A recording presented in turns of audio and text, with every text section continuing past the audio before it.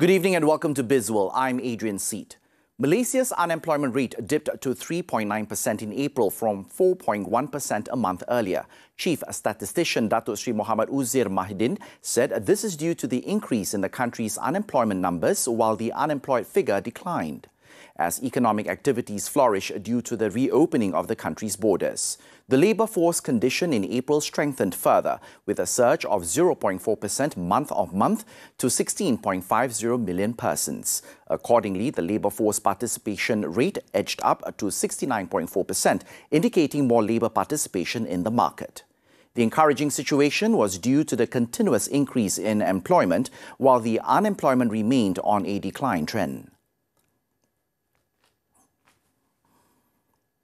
Proton will refrain from raising prices of its model this year, except for its new X70 and recently launched Saga.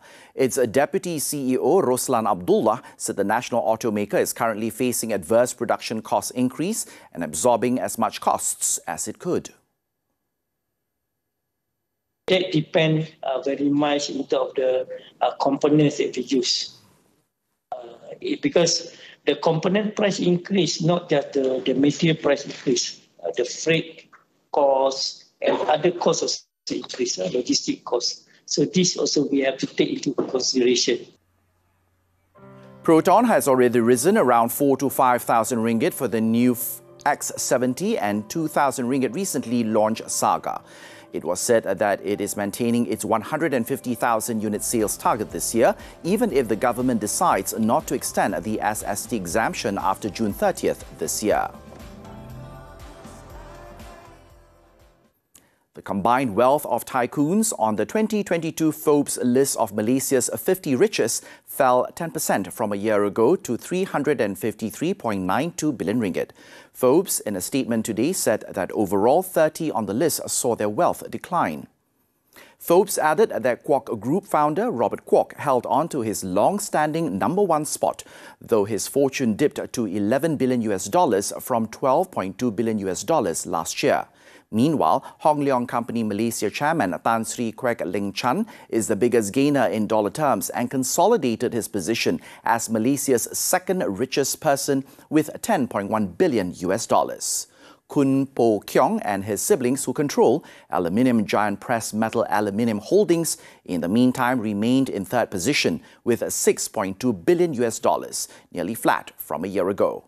Rounding out the top five are Public Bank Berhad founder and chairman Tan Sri Teh Hong Piao and Ananda Krishnan, whose holdings include stakes in telecom outfit Maxis Berhad and oilfield services provider Bumi Armada.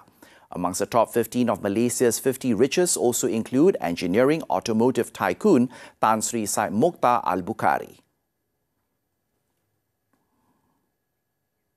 Top Glove Corporation Berhad has posted a net profit of 15.29 million ringgit in the third quarter ended May 31st, 2022, significantly lower compared to 2.04 billion ringgit posted in the same period of last year. Its Managing Director, Datuk Lee Kim Miao, emphasised that the situation is temporary setback as he expects the challenging business environment to persist in the near term. Replacement for gloves at the moment. And gloves will continue to be used in all kinds of situations that you could envisage. So moving forward, we are positive that even though the recovery is slower, but again, it is coming back and it will come back. The group continued to be battered by the effects of the normalization in terms of demand and average selling prices for gloves following the transition into endemic from pandemic. In consideration of the moderating demand, the group has deferred and reduced its major capital expenditure for the immediate term as it continues to align its expansion plans with market conditions. Top Glove's revenue in the third quarter also fell to 1.46 billion ringgit from 4.16 billion ringgit a year prior. And that's all the time we have for Bizworld. I'm Adrian Seet. Thank you for watching and keep tuning in to TV3.